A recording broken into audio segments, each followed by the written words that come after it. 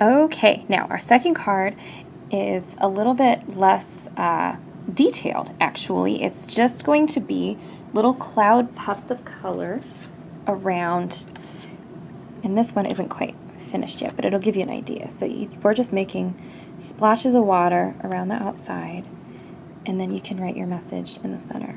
Hello, thank you, happy birthday. And I'm just practicing my letters here, so hopefully I'll get better at that, and then I can do a tutorial on that too.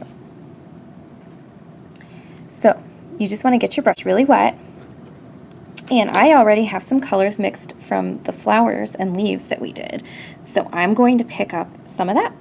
I'm going to do the same kind of shading, so I'm going to pick up some green with water, and you want the brush to be more wet with this. You want less color and more water. And you just kind of do a little puff and kind of just spread it around. Look, oh yeah, see, it's super easy. And I've seen pictures, if you go on Pinterest, they've got all kinds of stuff like this. They're way more creative than me. That's where I get all my ideas. But there's tons of really cool cards where they take, and you can like come in and add drops of color, and if it's still wet, see, it'll like blur into it, it'll fade into it, it's really cool. So I'm just taking it and doing another of the same color over here. And then what I was saying though is you can do little blobs that kind of come out and don't all connect, or you can have them all completely connected around the outside of the card. It's totally up to you. So I like doing things in threes. So I'm going to get one more bit of color on here of the same shade and kind of add it over here to add some structure, and just make sure whatever you do that you leave enough, see, I want more water, that you leave enough space to put your words in. That's the only thing. And honestly, it's supposed to be abstract. So, you know, if there's like white space in here, that's fine. If you don't care, leave it. If you don't like it, then add more color. You totally have control of this, except that the watercolors go wherever they want. So then I'm going to pick up this blue that we mixed to do some of the leaves. It's like a bluish purple color. It's really pretty. And then I'm going to just feed that in here.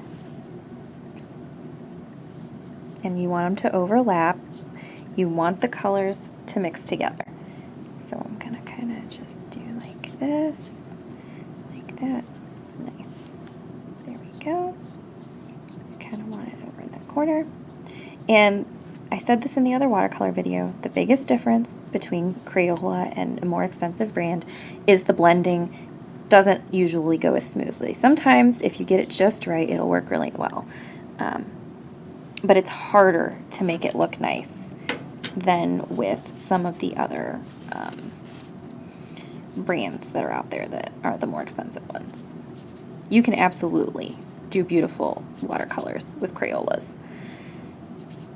Or you can go buy more expensive ones and it'll look way nicer if you practice. They work differently in my experience. Each brand and type of watercolor works a little bit differently, so you got to kind of play around with them. Okay, now I kind of want to do a different color. Let's mix some green and yellow. So I've got some green here. I'll add a little bit more green. Oh, that's kind of a cool color. And then I'm going to pick up a bunch of yellow.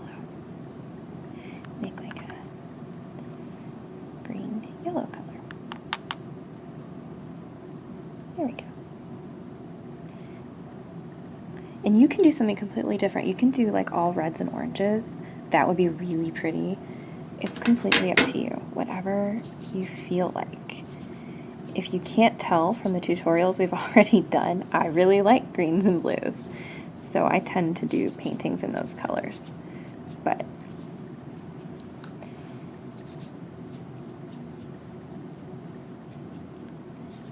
there we go. Just kind of work it around, and it will look very different when it dries.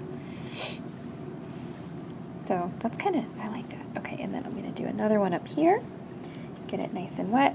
Pick up some more paint, and then I like to have the tip of the brush facing, so I'm gonna just do like like this, and I am just wiggling the brush around. Honestly, I have no plan here, guys. The only plan is to cover the outside of this in paint in any color and tone that pleases you. That is the whole thing. There you go. So now you have a really pretty space to do some lettering. So just like the other picture, you'll want to let this dry before you letter it, particularly because this one, the whole thing is wet. It would be really, really hard to get your hand in there and work if you have wet paint. So we'll let this dry, and then we'll come back and do our finishing touches.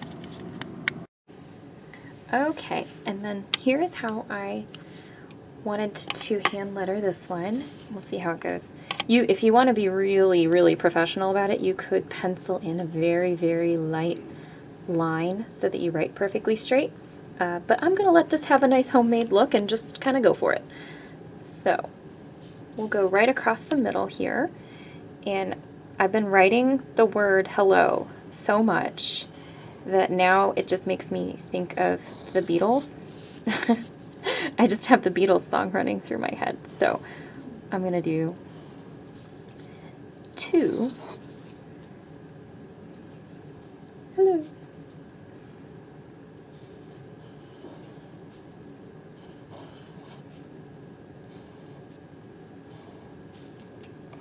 And the trick is just leave a little extra space. Make everything a little bit, but just a little bit bigger than what you would normally write comfortably. And then we're going to just go ahead and do that. And now on these E's, since we're not coloring these in, I'm going to go around this way, like that.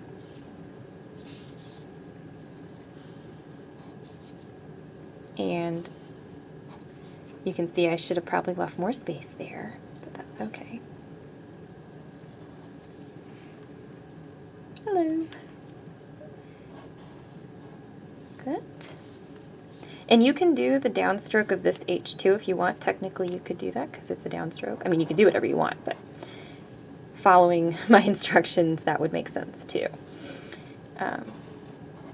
I haven't been able to get that to look great, but I'm not really an artist, so. There we go. And see, this is the kind of thing, this is what you want to watch out for, is your spacing. So you want to try to leave the same amount of space between all the letters, and since, you know, they're different widths, that's kind of the trick of it. But just practice. It'll look great. Hello, hello. Goodbye.